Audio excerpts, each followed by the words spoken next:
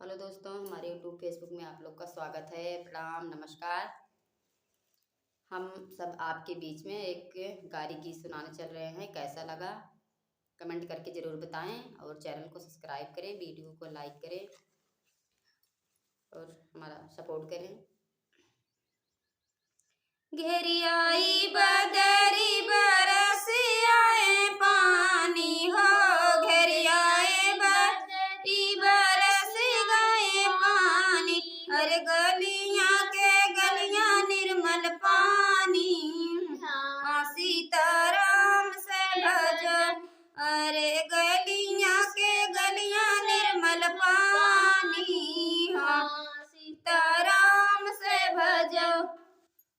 गर्मी से मातल कामने रम के बहिनी हो, गर्मी से मातल कामने रम के बहिनी, अरे सोवत मरदवा जगा मैया सीताराम से भजो, अरे सोवत मरदवा जगा मैया सीताराम से भजो।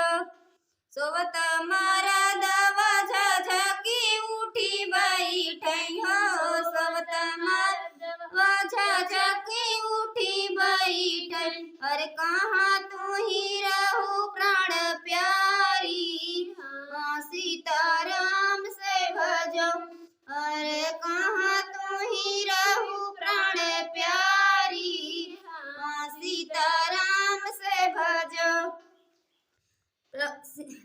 प्राण प्यारी तू आवन से हमारी, आवन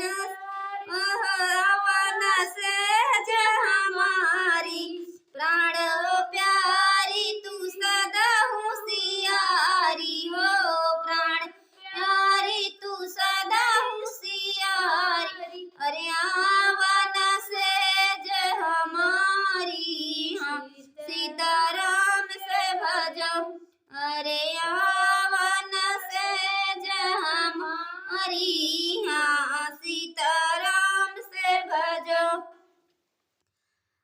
होत सबेरे छिनरौ पूछन लागी हो, होत सबेरे छिनरौ पूछन लागी, अरे कामुने बहाने घर जाई। हाँ सीताराम से भजो, अरे कामने बहाने घर जाई। हाँ सीताराम से भजो।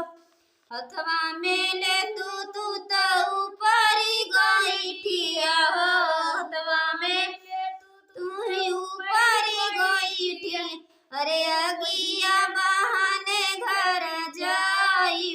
हाँ सीताराम से भजो, अरे अगिया बहाने घर जाई। हाँ सीताराम से भजो।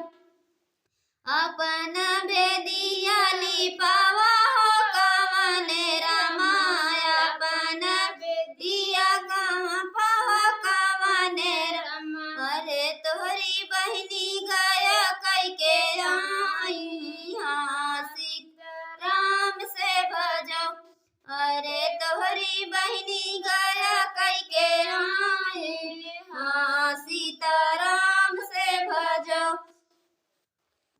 नहीं हो काशी नहीं बनारस, नहीं हो काशी नहीं बनारस, अरे कहाँ से गया कई के आई। हाँ सीताराम से भजो, अरे कहाँ से गया कई के आई। हाँ सीताराम से भजो। एक ही रतिया कमाने रम कैसे जिया हो, एक ही रतिया कमाने रम कैसे जिया, और कहाँ से गया कई के आई। हाँ सीताराम से भजो, अरे कहाँ से गया कई के आई। हाँ सीताराम से भजो। एक ही रतिया निषाद राम